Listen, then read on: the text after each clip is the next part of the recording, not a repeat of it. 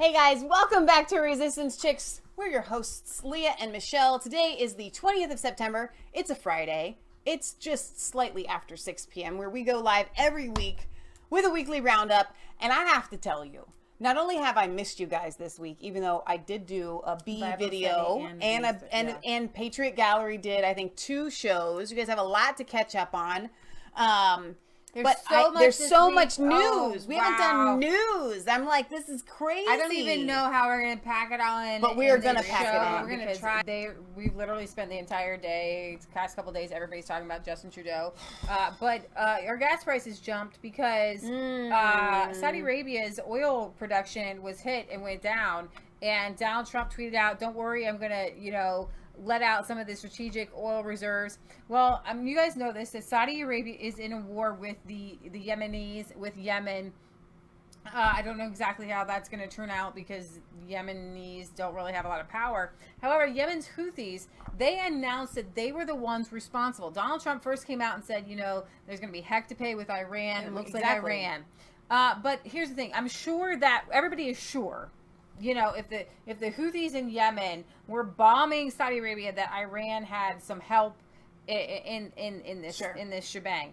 But the Yemen's Houthis have announced, and at the end of a dramatic week following the early Saturday aerial attacks on 2 Saudi Aramco facilities, which knocked out up to half of the kingdom's daily oil production. Oh my gosh! Their intent to cease targeting Saudi territories.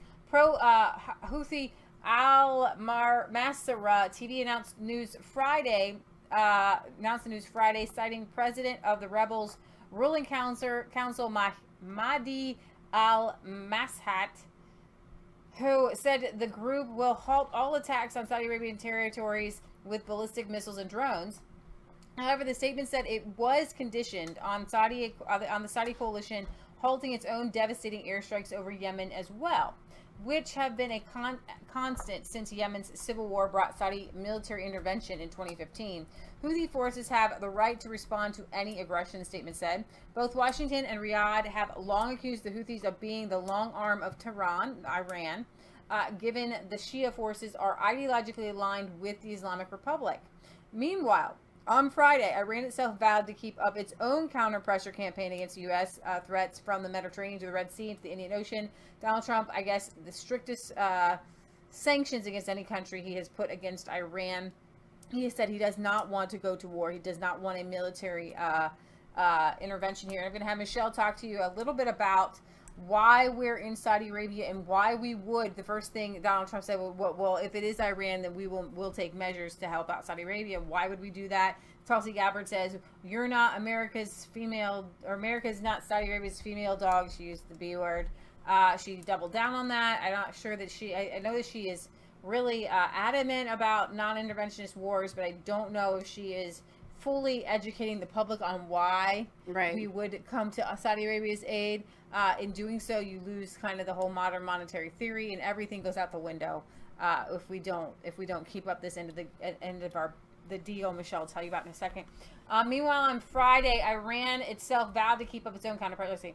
If the Americans think of any plots, the Iranian nation will respond from the Mediterranean to the Red Sea and to the Indian Ocean. And separately, a former chief, it said just like that. And separately, a former chief commander of the Revolutionary Guards, Rahim Safavi, echoed the threat. Any other president, Donald Trump, will face the same fate as the 6 presidents before him who failed to impose their political will on the Iranian nation. Actually, in 1979, bam, CIA thought they were getting in somebody good, so you're in place because of the American government, and they don't want you there anymore, so whatever. Both sides have expressed the desire to avoid war. Suspiciously well placed. First images of crippling damage to the giant Kuras oil field have been revealed. Much of the attention concerning the crippling damage to Saudi Arabia facilities struck in last week's aerial attack, ultimately blamed on Iranian sponsorship by U.S. and Saudi officials, has forced an Abaqaiq processing plant, has focused on an Abaqaiq processing plant, but on Friday, the first on-the-ground images from the kingdom's giant Kuras oil field, the country's second largest, has been revealed. Wow. showing scorched infrastructure, ruptured pipelines, and a mess of oil melted to asphalt, twisted and charred metal grates.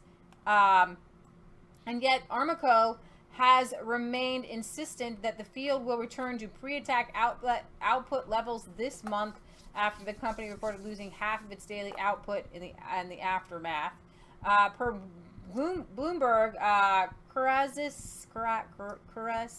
has a capacity of 1.45 million barrels a day, processing all oil on site. However, the attack took out 4 300-foot towers essential to the production process. So we want to talk about this. How vulnerable are we that some ragtag band of Houthis could knock out, half of oil production in Saudi Arabia with one tiny little strike? How, and we're all, when those gas prices start jumping, because a couple of them are, I know right now Trump is saying that we're energy efficient, and we could talk about fracking and things self-sufficient. Like self-sufficient, and that's, neither here nor there. We can talk about that in depth later. But let's see, it says, these drones appeared remarkably precise. The Saudis have counted a total of 25 drones and missiles used in the twin attack. And let's see. Hey, good morning, guys. So this is the second stop on our tour of Saudi Aramco. This is Al Cake Field. Now, this is a 70-year-old facility. As you can see behind me, this is one of the spheroids that was hit in these attacks. Remember, of course, that we heard earlier in the week from the Saudi Defense Forces. They were saying that as many as 18 drones and 7 cruise missiles were involved in this attack. They said that they were Iranian-made or had come from Iran, but they didn't pinpoint exactly where they had been launched from. One of the things I want to mention is they consider this facility the mothership. It is the largest oil and gas stabilization facility in the world. It is the mothership, really, of the Saudi Aramco operation. We're really at the heart of exactly what happened in terms of these attacks. Remember, of course, a spheroid like this one, they were explaining to us in terms of the fires. If you don't get the fires that we saw after those explosions, after those terror attacks, under control within the first 15 to 20 minutes, they said that the damage that those attacks had inflicted would have basically been irreparable, and that it was just mainly due to the immediate emergency response force in terms of pointing the hoses directly at these sphericals, that they were able to get those fires to such a level that the entire facility wasn't actually destroyed. The fires themselves, after those massive explosions that we saw that video from over the weekend, those weren't completely out for at least 7 hours, but they said it was the critical ability to get at those flames in that first 15 to 20 minute period that allowed them really to be able to save so much of the infrastructure of this facility. Remember, of course, we're talking about 5.7 million barrels per day that were knocked immediately offline here. Already, this facility is back up to 2 million after the weekend was complete. They had managed to get things back on track, at least enough to do that. The numbers, of course, coming from the oil minister earlier this week, completing the ability to get back to. Okay, so Michelle, tell them a little bit about why this is important. So we often on our show talk about the petrodollar, and we probably haven't talked about what it is and why it is since 2017. I think that was one of our earliest shows that we did when we talked about it. And so why is it important now? Patriot Gallery is always talking about gold and silver and how the dollar is corrupt and so on and so forth. So I want to give you a brief history of coming off of the gold standard. Okay, first of all, they confiscated our gold. That's one thing. But the dollar bill has to be backed by something. And if it can't be backed by gold, in the 70s, actually in the late 60s going into the 70s, we had what's called stagflation, where the GDP of the United States was not meeting, the economy was just tanking. Okay, we had no GDP, gross domestic product, going out, and prices were going through the roof as a result. Now, for 200 years, the dollar was stable because this is just a silver dollar, but it was stable. Actually, this is a copper coin, but it doesn't matter. It was stable because it had something solid to stand on. In 1913, when the invention of the Federal Reserve went in, now we have this magic thing called inflation. Because Leah, if you're a bank or let's say you're a person, and I lend you $100, and then you are now allowed to write checks to people as if you had $1,000. You could literally write checks. It just legally, these banks could say, well, I have 10% of this or whatever, so I'm good for it. How are you good for it? So these banks started lending out. Now, what happens is we create a house of cards, okay, and it can crumble. Now, I want to fast forward back to the 70s. The president at the time is Nixon. And he sees this stagflation is happening. And so he does something called the Bretton Woods Agreement. It was one of the most corrupt and awful things that ever happened to the United States. We went from being on the gold standard, which actually couldn't be maintained anymore because of inflation. Inflation is non-existent when we are dealing with gold and silver, because you can't inflate this. You can't print more of it. It is what it is. It's only when you have the dollar bill representing this, even when you have it backed by this, as long as you can print more bills than what this is, you're going to have inflation. But when you use just this, then you can't have inflation, right? So we have this Bretton Woods Agreement, and what is it? In 1974, U.S. made a secret deal with the Sauds to keep selling the oil in U.S. dollars, right, and to invest a certain percent in T-bills. In return, what did they do? What did we do? Well, we gave them our promissory note of we will now be your defender. Right. And so in exchange for the Saudi Arabians only selling oil in the US dollar, which means that every country that wants oil from Saudi Arabia has to convert their money into US dollar. Now, the US dollar has something it's backed by. It's called the petrodollar. We're no longer the gold standard. We're the petro standard. We're the oil standard. That dollar bill, that's why it's so corrupt, goes back to, okay, Saudi Arabia is only going to sell oil in the US dollar, so the US dollar is now king. In 2017, China started going, well, wait a minute. What about the yuan? We're actually importing most of the oil. We think we should switch it to the yuan. And now the dollar is unstable, and we've got inflation just going skyrocketing through the roof. And the dollar is now only worth 0.4% of what it was in 1913, and we're about to have a big bust. But what is so corrupt is they bought our military. They own us defense-wise. And so when everybody says, why on earth would Trump want to go and defend what's happened to the Saudi Arabians? What do we have to do with it? What did Saudi Arabia have on Trump? We made a deal. We made a deal, a pact with the Bretton Woods Agreement that we would do it. Yeah.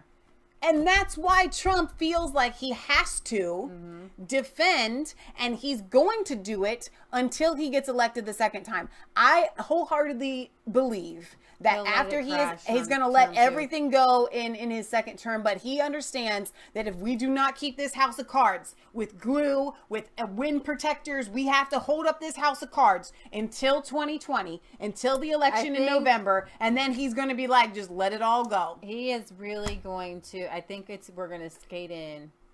Every day there's a new story. It's going to be real close. Every day there's a new story.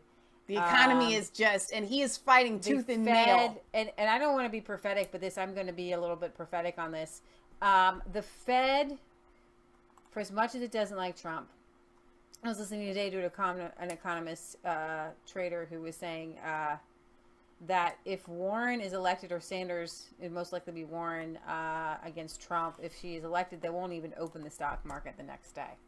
Because for all their hem-hawing against Trump, the stock market knows it needs Trump. Exactly. The stock market trusts Trump. Exactly. The stocks, the brokers, even the bankers. And it's one of those things where Trump is on the inside, so he can kind of go after him. It's kind of like with Kennedy. Yeah. And he kind of started to go, but Kennedy didn't have the backbone to keep it up to go after the cartel that helped him get elected. Yeah. Trump actually has the backbone, and I think that he will turn on these billionaires and everything like that. Don't take my word for it, but I really think that he's going to skate in, and there will be economic disturbances. There will look like I think we're going to see tremors for a while leading up to the It'll look like election. The House of Cards. Here's the thing. It will just barely be standing, and Trump will be elected. Yeah. And it'll just crumble, and he'll say, here we go.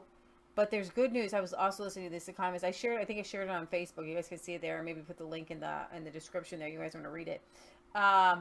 This is a good thing. The reset will cause a lot of bankruptcies, but it will reset and will come out on the gold standard, and it'll come out fresher and cleaner. Yeah. And in doing that, what the climate people, what I believe that normal people do want to save the environment and do want to help Mother Earth and do want the planet to be better. Right. We don't believe in Mother Earth. But if we are on the gold standard, then most of the things that are wrong in this world can't exist. Yeah. Because you can't afford it. Because you don't have the capital. You don't have the cash. You don't have the credit system money is going to just to keep buying the new iPhones and all these things. So it will make the country so much better. Now, very interesting. Pause. Okay. It's just really quickly. Lynette Zhang talks about this all the time, but it is a fact that all of the central banks and regular banks and countries around the world who what are they positioning right now? They're buying gold. They're buying gold. They are positioning themselves because they see the writing on the wall.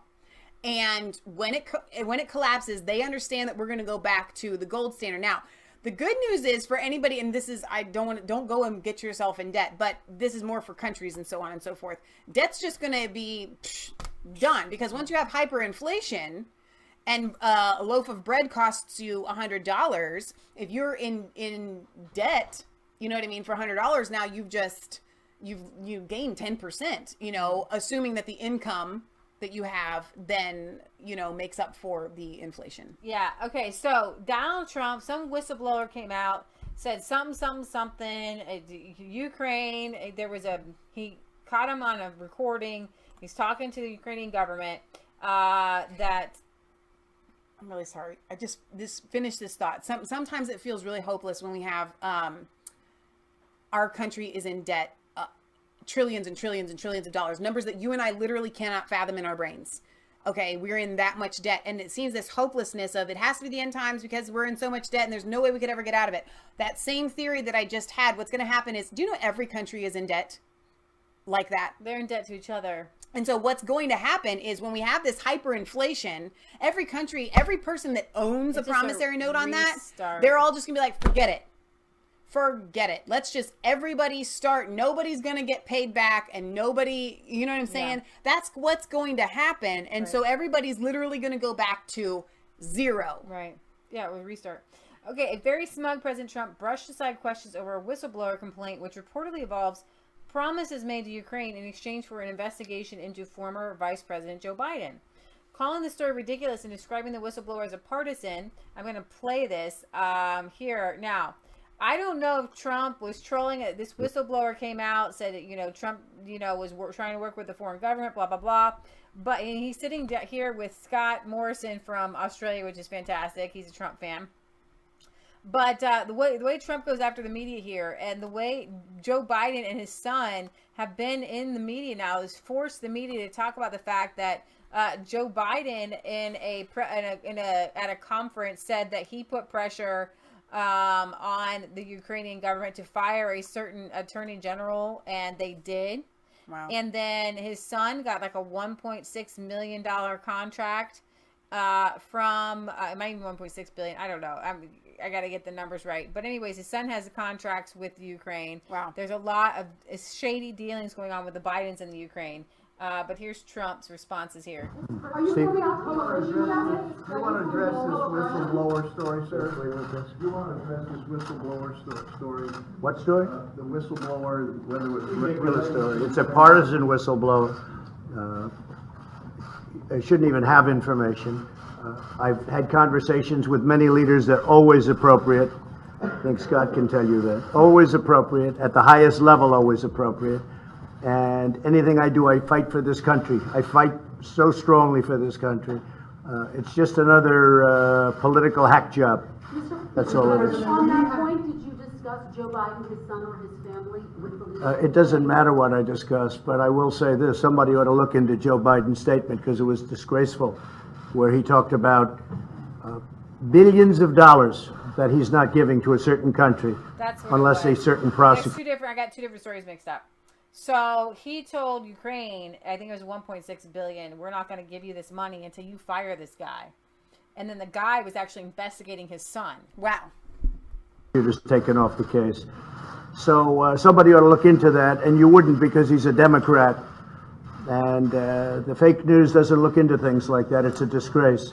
But I had a great conversation with numerous people. I don't even know exactly who you're talking about, but I had a great conversation with numerous people, numerous leaders, and I always look for the conversation that's going to help the United States the most. That's very important. Do you know the identity of the whistleblower? Do you know the identity? I don't know the identity of the whistleblower. I just hear it's a partisan person, meaning it comes out from another party, but I don't have any idea. But I can say that it was a totally appropriate conversation. It was actually a beautiful conversation, and this is no different than, you know, the press has had a very bad week with Justice Kavanaugh and all of those ridiculous charges and all of the mistakes made at the New York Times and other places.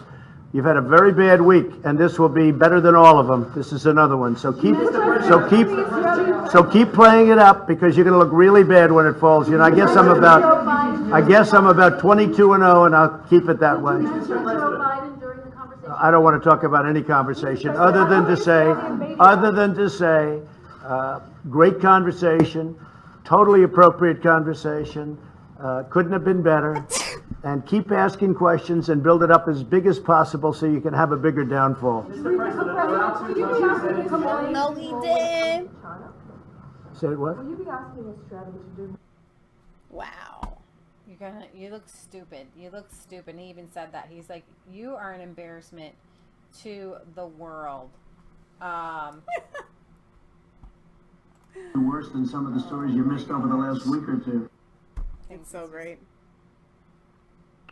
It makes me happy. I mean, honestly, Trump does tell it like it is. And, you know, so many times we talk about this on the show, but while Leah's pulling that up, we have people that get upset about Trump's crassness. He literally just says what he's thinking, and he tells the truth. Okay? Yeah. I'm sorry that it doesn't come out in presidential ease the way that you would like it, all boxed and packaged. I think of Buskin's cookies put in their nice little package, and here you go. That's what you're wanting. And instead he just kind of like a short order cook, like, order up, there you go, eat your sandwich. Okay, it's a yummy sandwich. It doesn't have to be all like fancy or whatever. Some fries wrapped in some newspaper.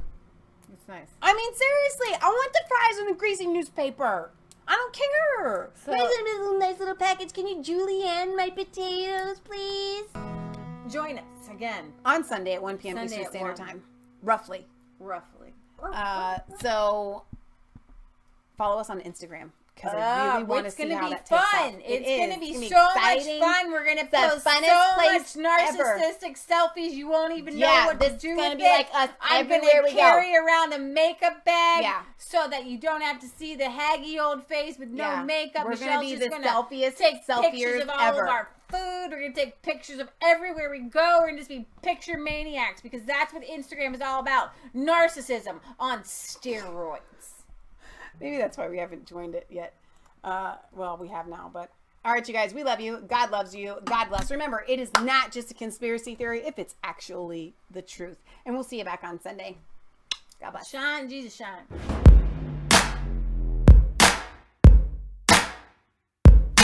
I was cold all alone.